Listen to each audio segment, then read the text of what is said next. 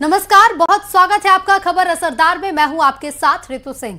नमस्कार, मैं हूं आपके साथ सृष्टि शेखर और बुलेटिन में सबसे पहले आज बात करेंगे उस खबर की। चुनाव आयोग ने 5 राज्यों में चुनावी तारीखों का ऐलान कर दिया है। पश्चिम बंगाल, असम, केरल, तमिलनाडु और पुडुचेरी में चुनावों की तारीखों की घोषणा के साथ ही चुनाव आचार संहिता लागू हो गई है। असम, केरल, पुडुचेरी और तमिलनाडु में एक चरण में वोटिंग होगी, तो वहीं पश्चिम बंगाल में 2 चरण में वोट डाले जाएंगे। 4 मई को चुनावी नतीजों की घोषणा होगी। The festival of elections, our pride, is going to be held in the state of Assam, Kerala, Tamil Nadu, West Bengal and the Union Territory of Puducherry.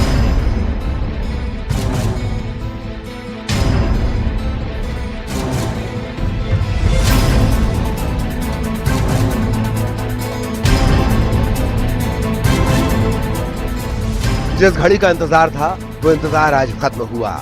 5 राज्यों में विधानसभा चुनाव की रणधीरी बज गई है। चुनाव आयोग ने पश्चिम बंगाल, असम, केरल, तमिलनाडु और पुडुचेरी में चुनाव की तारीखों का ऐलान कर दिया है। पश्चिम बंगाल में 2 चरणों में मतदान होगा। पहले फेज में 152 सीट पर 23 अप्रैल को वोट डाले जाएंगे। वहीं दूसरे फेज में बंगाल की 142 सीटों पर 29 अप्रैल को वोटिंग होगी। असम में एक चरण में 9 अप्रैल को सभी 126 सीट पर मतदान होगा। केरल में भी 9 अप्रैल को सभी 140 सीटों पर वोटिंग होगी। तमिलनाडु में एक चरण में 23 अप्रैल को 234 सीटों पर वोट डाले जाएंगे। पुडुचेरी में 9 अप्रैल को सभी 30 सीटों पर जनता मतदान करेगी। 4 मई को सभी 5 राज्यों के चुनावी नतीजे घोषित होंगे। The festival of elections, our pride, is going to be held in the state of Assam, Kerala, Tamil Nadu, West Bengal and the Union Territory of Puducherry. The total electors are 17.4 crores and the assembly constituencies are 824. The number of polling stations is roughly 2.19 lakhs and the electoral machinery would consist of roughly 25 lakh personnel. तारीखों के ऐलान के साथ चुनावी बिगुल फूका तो सियासत भी जोश में आ गई और बयानबाजी की धार तेज हो गई। We all are confident there will be change of government in Tamil Nadu and West Bengal. And Kerala also will retain our government in Assam and Pondicherry. Bharatiya Janata Party led NDA will coming out with flying color in the next election. मेरे हिसाब से तो थोड़ा पहले announcement हो जानी चाहिए थी। कभी कभी ये लगता है कि आप देखिए चुनाव के यकायक पहले हमारे प्रधानमंत्री चले जाते हैं तमाम राज्यों में, और आजकल राज्यों में जब जाते हैं तो कोई भी राज्य में 40-50 हज़ार करोड़ से कम की या तो स्कीम्स अनाउंस नहीं करते या उनका शिलान्यास कराते हैं। वो दूसरी बात है कि उसका बाद में क्या होता है पता नहीं चलता है। लेकिन ये इलेक्शन कमीशन क्या ये देख कर के प्रधानमंत्री कहाँ कहाँ जाना चाहते हैं उसके बाद अपनी अनाउंसमेंट करता है या नहीं करता है, शक तो होता है। सेंट्रल गवर्नमेंट का जो विंडिक्टिव पॉलिसीज है, डिप्राइव करना है, बंगाली लैंग्वेज को इंसल्ट करना है, जो लोग बंगाल में रहते हैं इमिनेंट पर्सन उसको इंसल्ट कर रहा है, जो सिटीजनशिप लेकर वो पॉलिटिक्स कर रहा है, हैरेसमेंट कर रहा है SIR के नाम पे, इसका खिलाफ बंगला वोट देगा। तो चुनाव आयोग ये भी भरोसा दिलाए कि निष्पक्ष चुनाव होगा और कहीं भी किसी के साथ भेदभाव नहीं होगा, क्योंकि बहुत सारी उंगलियां चुनाव आयोग पे उठी है। ये कॉन्स्टिट्यूशनल बॉडी है, उनकी जिम्मेदारी बनती है कि उनकी क्रेडिबिलिटी पर कोई सवाल न खड़ा करे।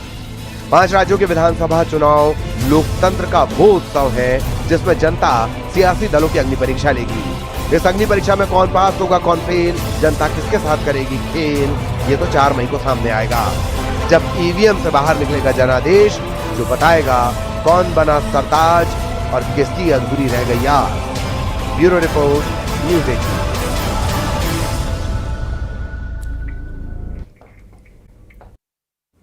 और अब बात LPG की, जिसे लेकर अफवाहों का बाजार गर्म है, या यूं कहें कि जमाखोर जानबूझकर अफवाह फैलाकर सिलेंडर की किल्लत का शोर मचा रहे हैं। तो एक तरफ सरकार भरोसा दे रही है कि सब कुछ कंट्रोल में है, बावजूद इसके गैस एजेंसी पर लोगों की भीड़ भारी है।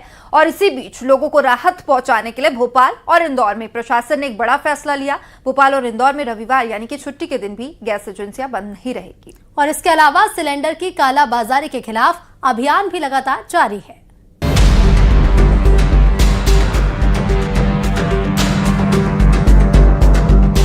मिडिल ईस्ट में युद्ध के संकट के बावजूद सरकार का दावा है कि देश में गैस और तेल की किल्लत नहीं है, लेकिन अफवाहों के बाजार में सिलेंडर के लिए हाहाकार मचा है। गैस एजेंसी के बाहर लंबी लंबी कतार है। सरकार लोगों से पैनिक नहीं होने की अपील कर रही है और जमाखोरों पर कार्रवाई की बात भी कर रही है। मध्य प्रदेश के खाद्य मंत्री गोविंद सिंह राजपूत भी तेल और गैस का पर्याप्त स्टॉक होने का दम भर रहे हैं, लेकिन साथ ही लोगों को बड़े आयोजन से बचने की सलाह भी दे रहे हैं। इस बात तो कहा है, माननीय मुख्यमंत्री जी ने कहा है कि भ्रामक प्रचार से सावधान रहें, पैनिक ना लाएं। कई लोग ऐसे हैं, कई पार्टी जैसे खासकर कांग्रेस पार्टी, वो अनावश्यक भ्रम फैला रही है कि ये होने वाला है, अब पेट्रोल नहीं मिलेगा, डीजल नहीं मिलेगा, गैस नहीं मिलेगी। ऐसी कोई बात नहीं है। हमने कुछ संस्थाओं के लिए, शैक्षिक संस्थाओं के लिए, चिकित्सा क्षेत्र के लिए इसमें फ्री रखा हुआ है। हम ये भी अपील करते हैं आप सारी प्रेस के माध्यम से कि जब तक युद्ध चल रहा है, संकट की थोड़ी स्थिति है, तब तक बड़े बड़े आयोजन से बचें।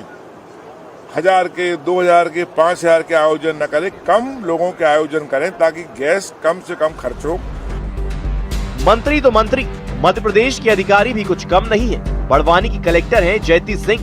जनता सिलेंडर खरीदने की होड़ में गैस एजेंसी पर लाइन न लगाए, इसकी चिंता करने से ज्यादा इनका ध्यान इस बात पर है कि लोग क्या खाएं और क्या ना खाएं। सभी से अनुरोध रहेगा कि ये एक अच्छा मौका है।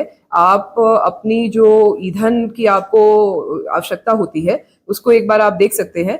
हमें भी किस प्रकार से अपने ईंधन की आवश्यकता को कम करना है वो हम विचार कर सकते हैं। अपने मेन्यू में भी कोई परिवर्तन करना है तो हम कर सकते हैं। जैसे जो ज्यादा ईंधन लगते हैं जिन खानों को बनाने में इत्यादि, उससे हम लोग हटकर जहाँ पे कम ईंधन लग रहे हैं, जैसे रोटी पराठों से शिफ्ट करके हम लोग अन्य मेन्यू के ऊपर भी जा सकते हैं।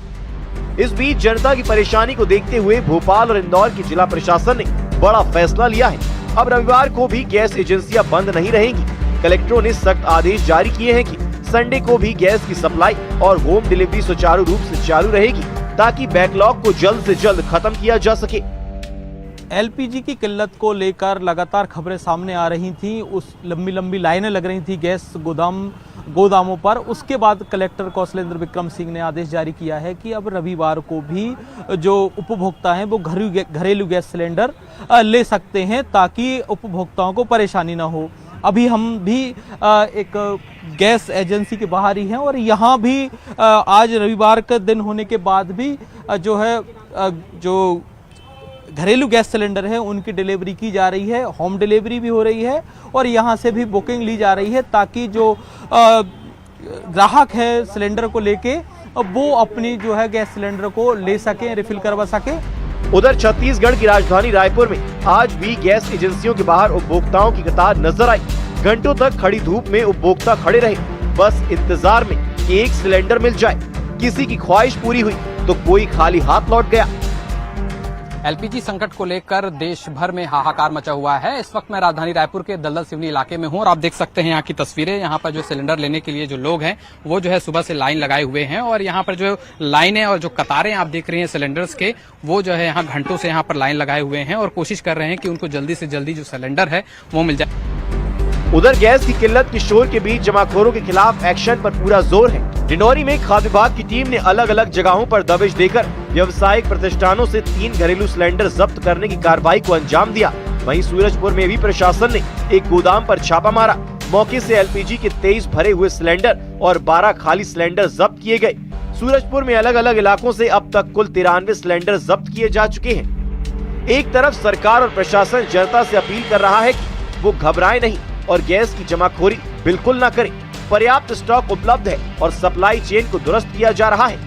एजेंसियों को भी निर्देश दिए गए हैं कि डिलीवरी में कोताही बरतने पर सख्त कार्रवाई होगी। साथ ही एलपीजी सिलेंडर की कालाबाजारी कर किल्लत का संकट खड़ा करने वालों पर भी ताबड़तोड़ एक्शन को अंजाम दिया जा रहा है। Bureau report, news 18।